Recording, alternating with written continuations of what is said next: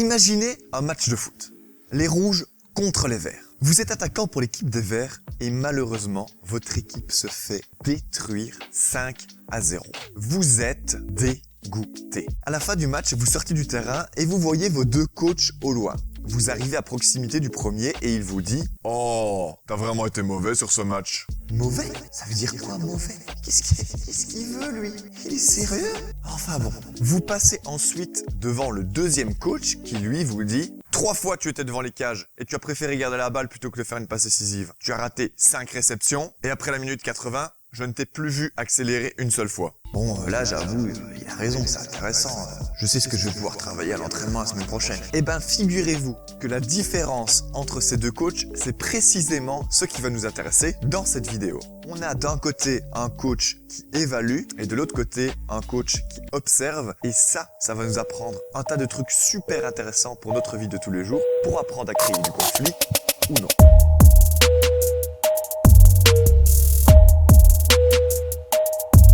Avant de commencer, juste une petite info, cette vidéo s'inscrit dans une série de 5 vidéos qui présentent en détail une méthode pour arriver à mieux s'exprimer. Alors mieux s'exprimer, pour moi, ça veut dire réussir à trouver les bons mots pour changer une situation qui vous affecte. La méthode que je vous présente est scindée en 4 étapes.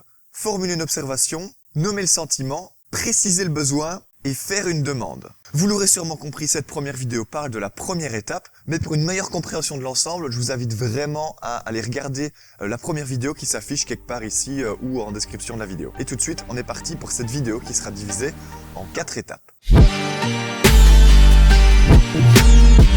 Pour bien énerver votre interlocuteur, je n'ai qu'un conseil. Balancer un maximum d'évaluation. Alors dans notre contexte, le contraire d'évaluation, ça sera observation. Mais pour être certain de bien faire monter votre interlocuteur en pression, rien de mieux qu'une bonne évaluation totalement subjective qu'il va recevoir comme un jugement. S'il se sent jugé, il va forcément s'énerver et un conflit va se créer. Je vous explique. Quand le coach vous dit « Tu as été mauvais », à peu près avec cet accent-là, c'est une évaluation. Ça ne veut rien dire. Mauvais par rapport à qui? Par rapport à quoi? Vous êtes certainement bien meilleur au foot que votre nièce et en même temps, effectivement, vous êtes plus mauvais que Lionel Messi. C'est une phrase totalement subjective qui vous énerve parce que c'est simplement un jugement qui dépend entièrement de votre entraîneur, de son parcours, de son expérience. C'est juste rageant. Alors que le second coach vous a formulé des observations. Nombre de passes ratées, pas de passes décisives devant les cages, manque d'engagement sur la fin du match. En soi, ça ne peut pas vraiment vous énerver puisque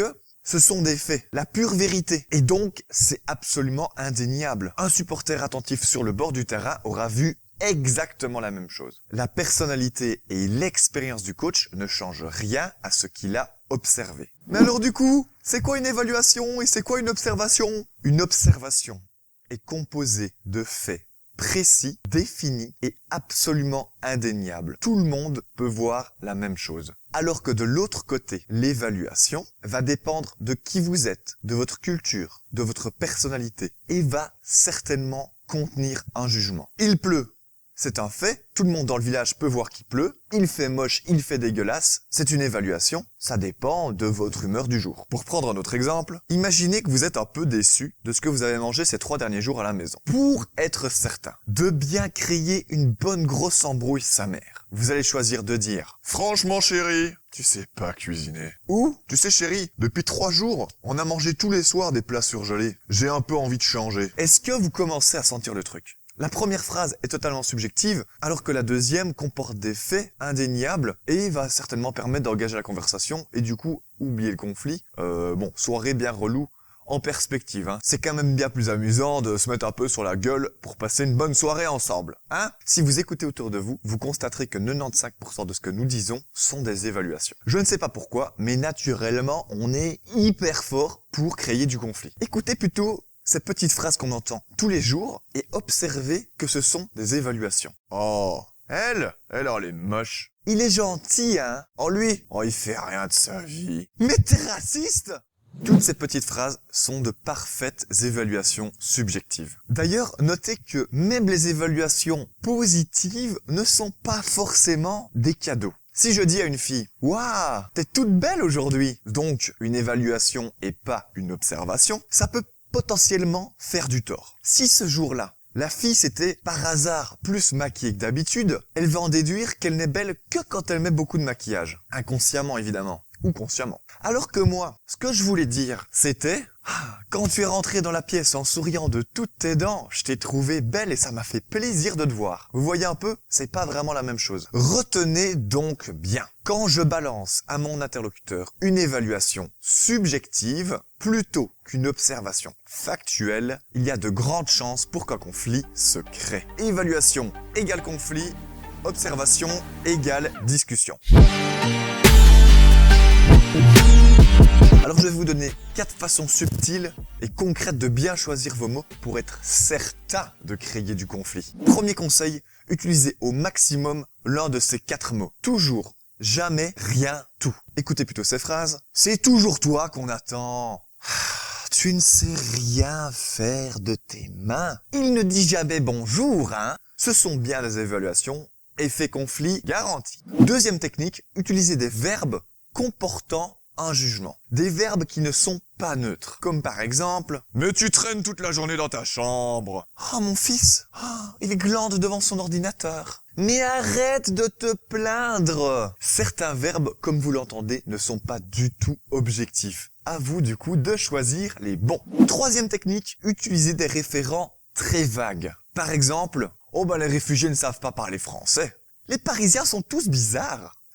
Les femmes ne savent pas conduire. Utilisez des généralités ou tirer des conclusions sur une catégorie de gens, c'est clairement pas objectif. Et là, c'est vraiment, mais alors là, très efficace. Limite dangereux. Et quatrième technique, utilisez des adverbes et adjectifs qui comportent un jugement. Oh lui, oh il est radin. T'as été mauvais. Oh elle est pétillante aujourd'hui. Ce sont des adjectifs, certes, mais comme les verbes, ils ne sont pas neutres et c'est également très efficace. En utilisant cette technique et en les combinant, l'effet conflit est garanti. Si un jour vous vous perdez en voiture avec votre femme et que c'est votre femme qui conduit, n'hésitez pas à balancer de votre plus belle assurance. Mais tu n'écoutes jamais rien. Je t'avais dit de prendre à droite. Mais t'es têtu.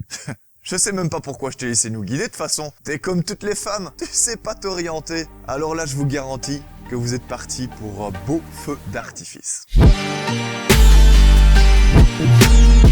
En réalité, on est très fort pour créer du conflit facilement et rapidement. C'est beaucoup plus challengeant d'essayer de ne pas en créer. Et si c'est intéressant de comprendre quels mécanismes vont entraîner du conflit, c'est surtout pour essayer de les éviter. Alors j'ai encore un petit conseil très pratique pour essayer de distinguer vraiment les faits. Il faut essayer d'imaginer que vous êtes une caméra sans sentiment, sans personnalité, sans culture. La caméra ne fait qu'observer. La caméra voit sans juger.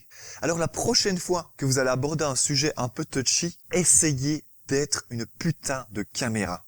Alors pour l'exercice de la semaine, je vous propose ceci. Dès que vous voyez quelqu'un qui commence à s'énerver et que ce n'est pas contre vous, parce que si vous êtes dans l'émotion, c'est un peu plus difficile, essayez de décrypter les faits qui l'ont mis dans cet état. Et essayez de mettre des mots dessus. Soyez vraiment très observateur, soyez une caméra et essayez de laisser toutes vos interprétations, toutes vos évaluations de côté. Je suis certain que ce petit exercice va entraîner votre œil et ça vous servira le jour où c'est vous qui serez dans une émotion comme la colère.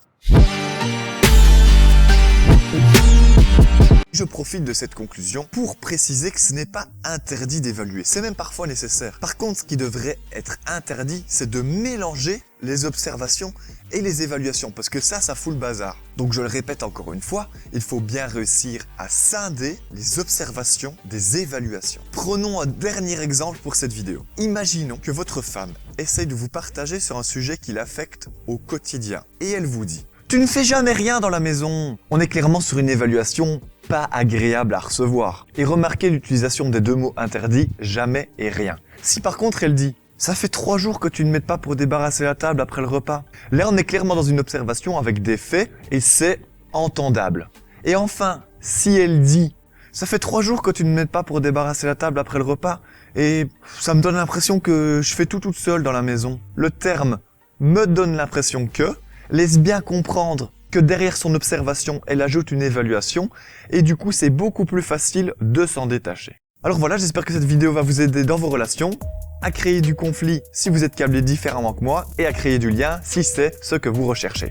Alors pour ceux qui souhaiteraient approfondir le sujet, regardez en description de cette vidéo, vous aurez le lien pour vous inscrire à une petite formation gratuite sur le sujet. Une petite formation vous permettant d'arriver à trouver vos mots pour vous exprimer quand vous en avez gros sur la patate. Et ben voilà, en tout cas moi je vous souhaite une excellente journée et puis je vous dis à la semaine prochaine et puis ben voilà, salut quoi, salut!